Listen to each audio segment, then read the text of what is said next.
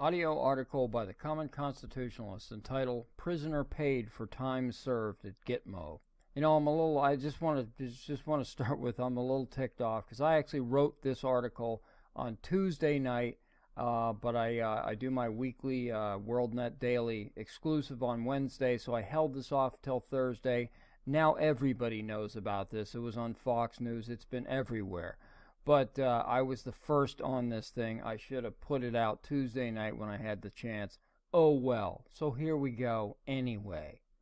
For years, many of us right-wingers complained that former President Obama, that is so nice to say, former, we showed incredulity at the naïveté of the president for releasing prisoners from the detention facility at Guantanamo Bay, Cuba.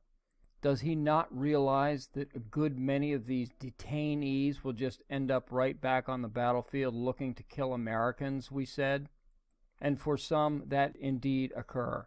Yet we do, or did, have something going for us. Something we can hang our hat on. We can at least say we're not Great Britain. As ill-advised as Obama's Gitmo policy was, his judgment was still not as bad as England's former Prime Minister, Tony Blair.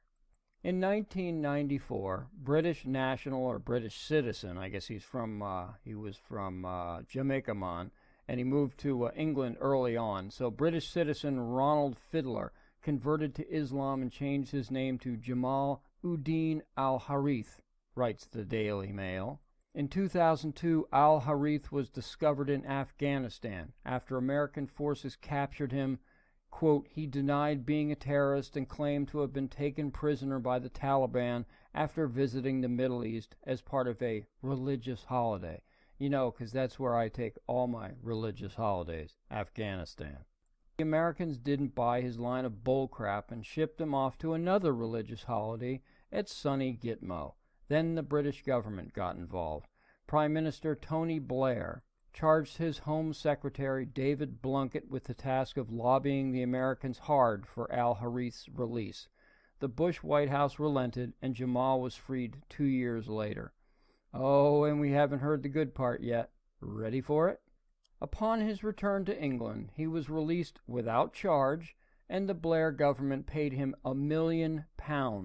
In today's exchange, that's about $1.25 million for time served in Gitmo. Yes, you read that right. $1.25 million for spending 2 years in Gitmo. For all the times the left mocked George W. Bush for being oh so stupid, he never paid a terrorist for being detained at Gitmo. Frankly, neither did Obama. He only paid over $1 billion in ransom to Iran.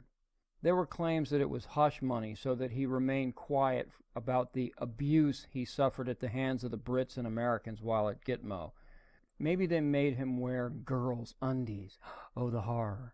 Al-Harith then got married and had 5 children. Nothing more is known of him. That is until he left the UK in 2014 and moved to ISIS-controlled Syrian territory.